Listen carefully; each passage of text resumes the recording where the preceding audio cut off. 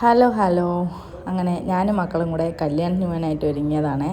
അപ്പോൾ വണ്ടി എടുത്തപ്പോഴാണ് എണ്ണയില്ലാന്ന് പറഞ്ഞ് നേരെ വണ്ടിയിൽ എണ്ണ അടിക്കാൻ പോയതാണ് കേട്ടോ.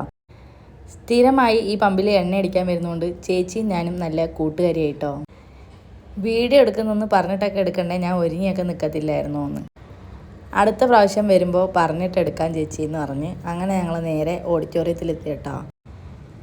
10ാം ക്ലാസ് കഴിഞ്ഞ് പിരിഞ്ഞ കുറേ ഫ്രണ്ട്സൊക്കെ വരുന്നുണ്ട് കേട്ടോ. അപ്പോൾ അവരെയൊക്കെ കാണുന്നതിൻ്റെ എക്സൈറ്റ്മെൻറ്റിലാണ്. ഈ വരുന്ന കൂട്ടത്തിലുണ്ട് കേട്ടോ എൻ്റെ ഫ്രണ്ട്സൊക്കെ. അപ്പോൾ എന്നെ പോലെ തന്നെ അവരും കുട്ടികളൊക്കെ ആയിട്ടാണ് വന്നിരിക്കുന്നത്. അപ്പോൾ എല്ലാവരും പരസ്പരം കണ്ടതിൻ്റെ ഭയങ്കര സന്തോഷത്തിലാണ് കേട്ടോ. ഈ കാണുന്നതാണ് കേട്ടോ കല്യാണ ചെക്കനും പെണ്ണും. അപ്പോൾ അവിടെ ഫോട്ടോഷൂട്ടൊക്കെ നടന്നുകൊണ്ടിരിക്കുകയാണ്. ഞങ്ങളെല്ലാവരും കൂടെ കൂടിയിരുന്ന് കുറേ വിശേഷങ്ങളൊക്കെ പറഞ്ഞ് ഞങ്ങൾ ഫുഡ് കഴിക്കാനായിട്ട് താഴെ പോയി കേട്ടോ. അപ്പോൾ ഫുഡ് കഴിക്കുന്നിടത്ത് ഭയങ്കര തിരക്കായിരുന്നേ. അവിടുത്തെ വീഡിയോ ഒന്നും എടുക്കാൻ പറ്റിയിട്ടില്ല കേട്ടോ.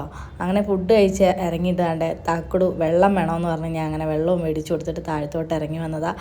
തക്കുടു ഏതോ കാര്യത്തിന് പിണങ്ങി നിൽക്കുക കേട്ടോ. ഫുഡ് കഴിച്ച് ഇറങ്ങിയപ്പോഴത്തേനും മക്കളെ രണ്ടുപേരെയും കൂടെ ആങ്ങള വന്ന് നെന്മാറ പെറ്റ്സ് പാർക്കിലേക്ക് കൊണ്ടുപോയി കേട്ടോ.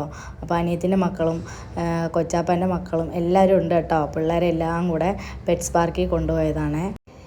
ഇതിൻ്റെ ഇടയ്ക്കൂടെ ഞാനൊരു കാര്യം മറന്നു പോയിട്ടുണ്ടായിരുന്നു കേട്ടോ. അപ്പോൾ മോളെ പോക്കറ്റിലായിരുന്നു വണ്ടീൻ്റെ താക്കോല്. തിരിച്ചു പോകാൻ നേരത്ത് ഞാൻ വണ്ടീൻ്റെ താക്കോല് ഇറക്കിയപ്പോഴാട്ടോ മോള് കൊണ്ടുപോയതായിട്ട് ഓർത്തത്. പിന്നെ എൻ്റെ ഒരു സുഹൃത്തിൻ്റെ കൂടെയാണ് കേട്ടോ ഞാൻ വീട്ടിലോട്ട് പോയത്.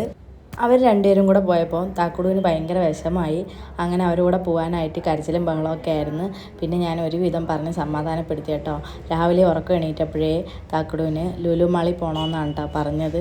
എന്നാൽ പിന്നെ ഞാൻ പറഞ്ഞ് വീട്ടിൽ പോയിട്ട് കിടന്നുറങ്ങി കുറച്ച് നേരം കിടന്നുറങ്ങിയാൽ എണീക്കുമ്പോൾ ലുലു മാളിൽ കൊണ്ടുപോകാമെന്ന് അങ്ങനെ പറഞ്ഞ് സോപ്പിട്ട് മെരുക്കി ഞാൻ ഒരു പരുവത്തിന് വീട്ടിലെത്തിച്ച്